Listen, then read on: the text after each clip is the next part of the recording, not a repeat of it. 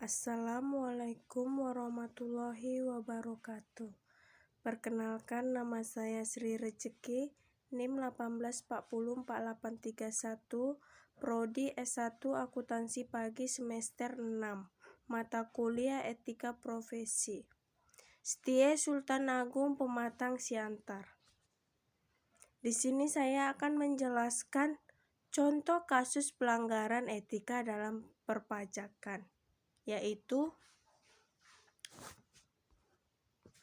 perusahaan kelas atas di Denpasar, Tiara Dewata Group, diduga menggelapkan pajak periode 2005 dan 2006. PT Tiara Dewata Group melanggar etika dalam perpajakan. Modus yang dilakukan perusahaan ini adalah menyiutkan nilai offset perusahaan dan pembukuan ganda alias double accounting PT TDG selama kurun waktu 2005-2006, hanya menyetorkan 30% hingga 35% dari omset sebenarnya, sehingga pajak penghasilan PPH maupun pajak pertambahan nilai atau PPN menjadi kecil. Tiara Dewata mempunyai dua sistem pelaporan keuangan, yaitu tipe A dan B. Bila PT TDG menggunakan konsultan pajak, prinsip-prinsip etika yang dilanggar adalah 1. Prinsip integritas kejujuran. Prinsip kejujuran dapat ditunjukkan dengan cara membayar pajak sesuai dengan ketentuan yang berlaku dan melaporkan pajak dengan benar tanpa adanya manipulasi. PT TDG tidak melaporkan pajaknya sesuai dengan yang sebenarnya. Perusahaan tersebut hanya menyetorkan 30% hingga 35% dari offset yang sebenarnya.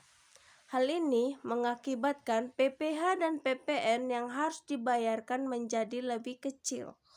2. Prinsip keadilan.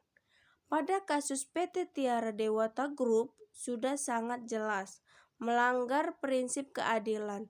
Ini dapat kita lihat dari adanya double accounting yang dilakukan oleh perusahaan, di mana penjualan pada sesi kedua atau sore malam tidak dilaporkan ke dalam SPT.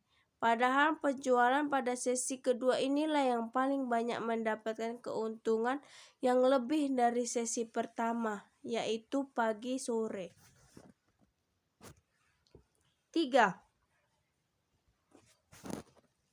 Prinsip independensi. Prinsip independensi berarti seorang praktisi tidak mudah dipengaruhi dalam menjalankan tugasnya dan tidak memihak kepada kepentingan siapapun yang bertentangan dengan prinsip integritas. Apabila PT Tiara Dewata ini menggunakan konsultan pajak dalam menjalankan prakteknya, maka sudah dipastikan bahwa PT TDG ini akan melakukan kerjasama untuk mengelapkan pajaknya, sehingga konsultan pajak tersebut sudah dapat dipastikan tidak independen.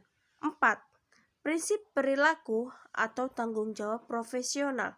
Setiap praktisi pajak harus berperilaku yang konsisten dengan reputasi profesi yang baik dan menjauhi tindakan yang dapat mendiskreditkan citra profesinya. Dari sisi tanggung jawab profesional, sudah jelas konsultan pajak tersebut melanggar hukum yang sudah ditetapkan, sehingga akan mengurangi kepercayaan masyarakat atas kinerja yang telah dilakukan oleh konsultan pajak tersebut. Sekian penjelasan dari saya. Terima kasih. Wabillahi taufiq wal hidayah. Wassalamualaikum warahmatullahi wabarakatuh.